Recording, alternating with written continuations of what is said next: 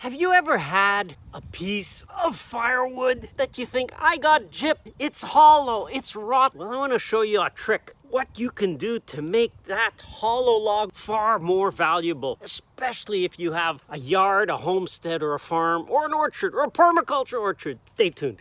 So what can you do with that log? If you are any bit skilled with a chainsaw, and please, if you're just starting out and you got a chainsaw, don't do this. Read your owner's manual. This is more carving than cutting. So you need a little bit of practice with a chainsaw first. I am not personally responsible for any damage that's caused by this, okay? But what you can do is you can enlarge that hole, and this one I'm not finished with, but you can make this into a nest box. These are really nice. They're cedar. And hey, Laurent, my neighbor, thanks for the logs.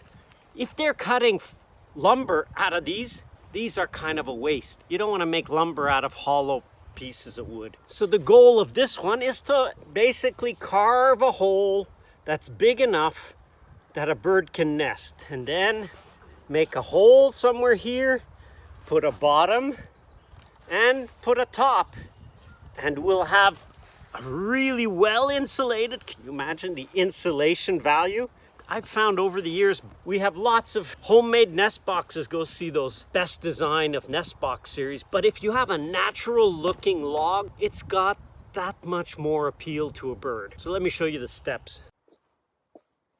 I have a few of these pieces, so I'm using it to prevent this log from moving over. And if its hole's too small, you do have to get the chainsaw to go in there the first time. But once it's in, then it's much quicker to keep going.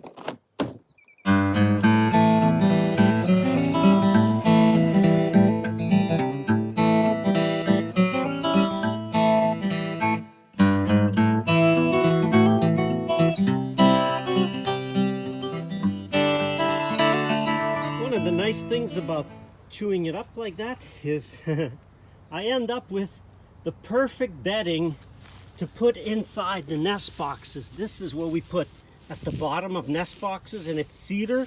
And the birds seem to really enjoy it. It's got a little bit of that, a cedar closet, so it probably keeps some of the insects down inside the nest. So great supply of shredded pieces of cedar to put in the bottom of nest boxes. If you're someone who likes things absolutely smooth, and you think, well, you know what, I think I'm gonna take the sander and sand this out so it'll be smooth. Don't! Good reason why.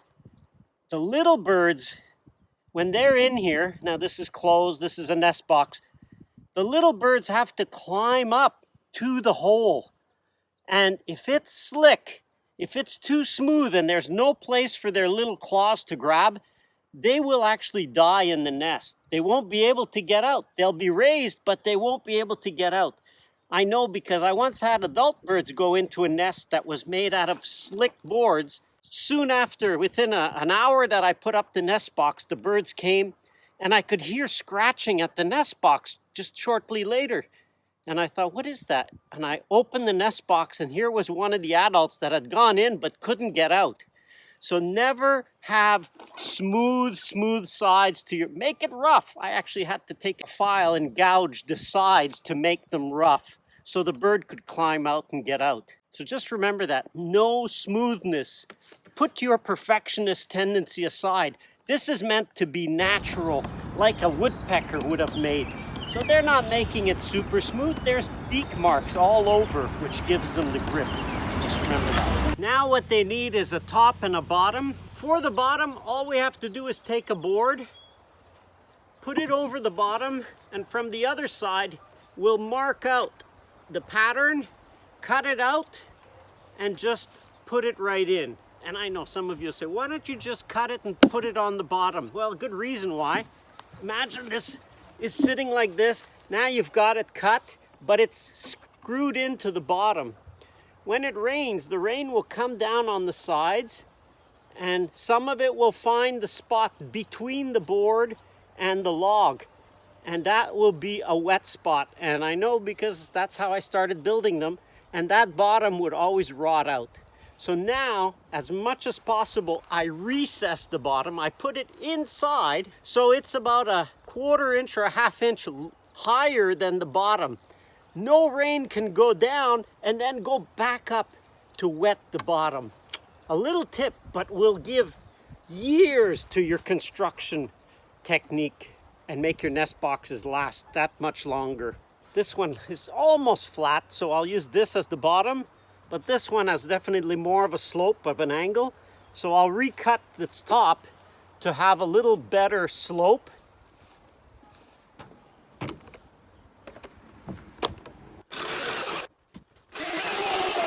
That's not good enough, because I can see the box definitely. The top won't sit flat.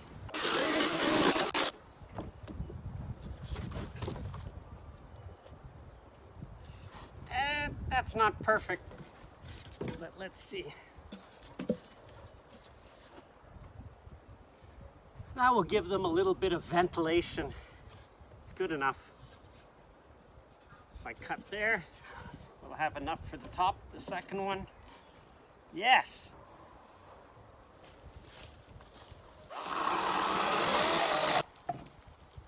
No trees were harmed for the production of this video.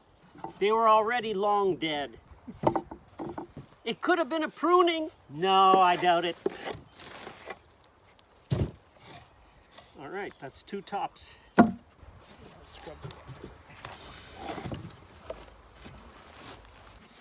I'm gonna trim these just because I don't have a board as wide as this.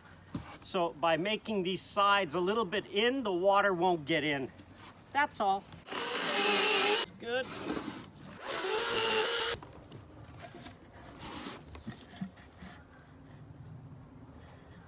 Haha, no water shall get in. Good.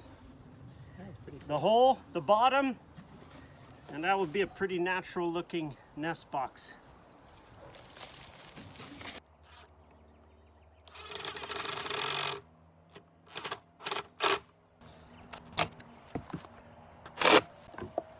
Bottom done. Now to drill the hole. It's faster than a woodpecker.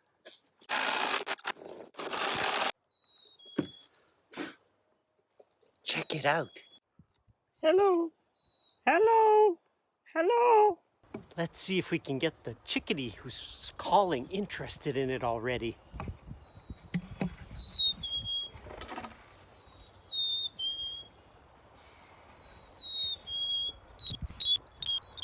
I guess it's already done its apartment hunting. And the roof?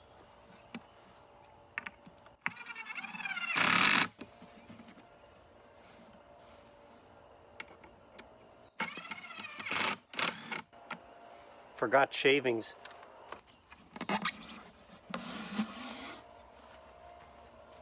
That looks like a woodpecker created this. Check it out.